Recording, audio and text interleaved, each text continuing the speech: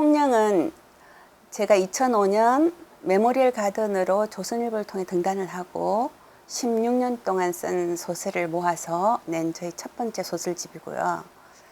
16년 동안 제가 소설을 쓸 수 없었던 10년, 썼던 6년, 그 기간들이 다 모여져 있는 그런 소설집입니다. 7편이 다 해외 이민자들의 삶을 다루었고요. 그 중에서 특히 통영이라는 소설은 기향의 의미를 담고 있는 그런 소설이라고 말씀드릴 수 있겠습니다.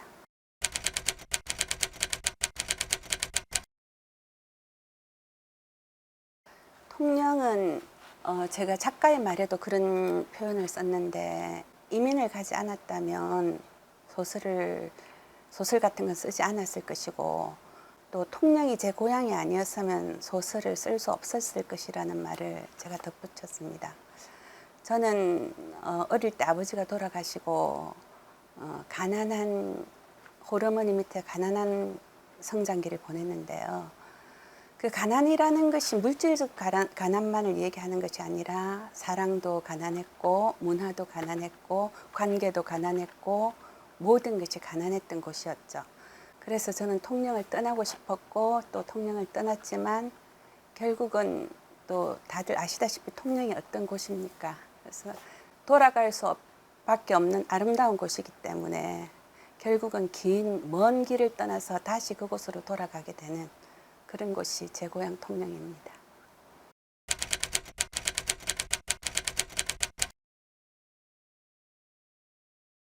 저는 아까 그 고향의 가난에 대해서 말씀드렸는데요.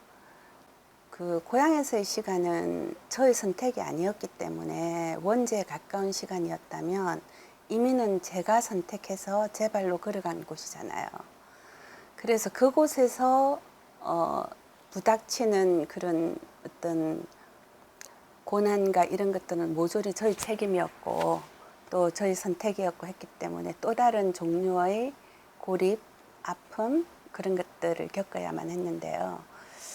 제가 생각할 때 그 해외에서 뿌리를 내리고 사는 것은 그 거대한 그 불가항력의 상황 속에서 존재를 부정당하는 경험, 이런 것들에서 당황스럽고 뭐 이렇게 어떻게 할 수 없는 그런 시간을 초창기에 많이 보냈습니다.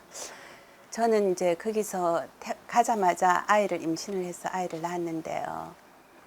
거기서 아이를 낳고 아이를 키우느라 많은 시간을 보냈는데 그 많은 것들을 포기해야 됐죠. 물론 뭐 여성성도 포기해야 됐고, 뭐 개인으로서의 어떤 나의 자존감이나 이런 것들도 포기해야 됐고, 하여튼 많은 것을 포기하고 아이들을 굶기지 않고 먹여 살려야 된다는 그런 시절을 한동안 보냈고요. 그러다가 제가 좀 아팠습니다. 그래서 아프면서 그 생활 유한성 같은 것들을 느끼게 되고, 그리고 이제 제 욕망을 집중해서 쳐다보는 시간을 가졌는데요. 그런 기간을 가지면서 글을 썼고 소설을 썼고 등단을 했고, 그렇지만 또 생활에 밀려서 그런 것들을 실현하지 못하고 방황을 하고 뭐 그런 시간을 보낸 것 같습니다. 어쨌든 글을 읽고 쓰는 것은 제가 이민 생활을 무사히 지금까지 해오게 만든 아주 중요한 원동력이라고 할 수 있겠습니다. 누나의 말이 꿈결처럼 아득히 멀어졌다. 네 이민 가고 저거 엄마 돌아가시고 찾아왔더라. 어머니처럼 모시고 싶다고.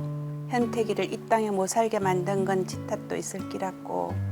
지를 현택이처럼 생각하라고. 처음에는 펄펄 뛰던 엄마도 나중에는 제법 잘 지냈다. 어무이 하면서 명절 때나 어버이날이나 계절 바뀔 때마다 생선이고 뭐고 표 안 나게 많이 챙겼다. 누나의 소곤거리는 목소리가 자장가 같이 달콤했다. 나는 바닥에 쓰러져 양팔을 벌리고 누웠다.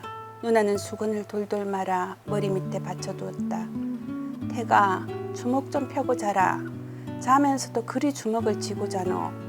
누군가 손을 만지작거린다고 생각했지만 그것이 어머니인지 누나인지 꿈인지 생시인지 나는 도무지 알 수 없었다.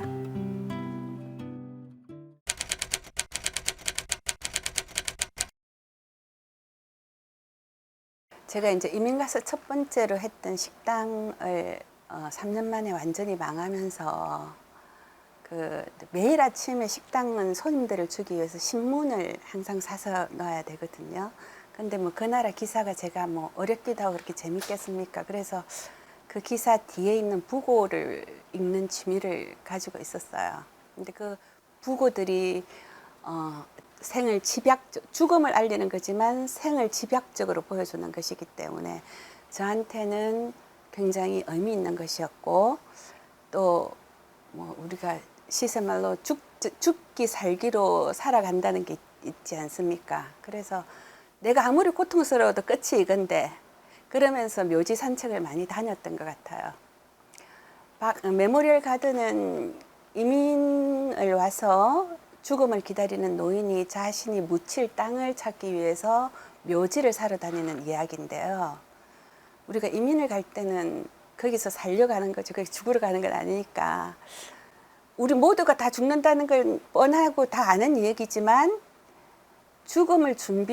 미국에서 죽음을 준비하는 노인의 마음은 또 다를 것이라고 생각하고, 그런 것에서 접근을 해서 쓰게 된 작품입니다.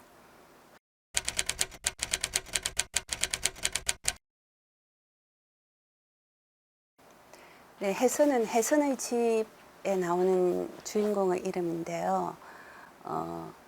미국에서 집이라는 건 어떻게 생각하면 그 지혜복근 지역이라고 할 수 있는, 오롯이 내가 가꾸고 영위하고 만들어갈 수 있는 공간이지 않습니까? 그래서 그것은 해선의 집은 해선의 몸과 분리되지 않는 공간이고, 그래서 그 넓고 병들어서 자기의 몸이 잠식되어가는 과정, 그리고 자신이 그토록 장악했던 공간에서 밀려나는 감정, 이런 것들에 대해서 제가 좀 써보고 싶어서 썼던 작품인데요. 해선에게 또는 이민 온 여성들에게 제가 드리고 싶은 말씀은, 무언가를 그렇게 이루어내는 것에 집착하지 않았으면 좋겠다는 생각이에요. 그냥 여행처럼 인생을, 그냥 삶을 살아가면 어떨까, 그런 생각을 많이 했고요. 그것이 가족을 위한 여행이 아니라 자신을 위한 여행이었으면 좋겠고, 그래도 괜찮다고 말씀드리고 싶어요. 그래야 진짜 사랑할 수 있지 않을까, 그런 말씀 꼭 드리고 싶네요.